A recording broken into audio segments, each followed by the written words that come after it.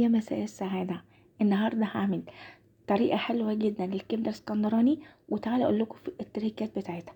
اولا الكبدة ما تتغسلش، الكبدة عشان تفضل بطعمها مميز هننزل عليها بمعلقة خل كبيرة، عصير ليمون، هنسيبها شوية لما لونها يتفتح ننزل عليها بمعلقة كبيرة من الثوم المفروم ومعلقة كمان فلفل اخضر رومي. هنقلبهم مع بعض وهنسيبهم شوية حوالي نص ساعة لحد لما تتشرب من التتبيلة. هننزل في طاسة تكون سخنة فيها كمية من الزيت، هننزل بمعلقة كبيرة من الثوم المفروم وكمان معلقة فلفل اخضر.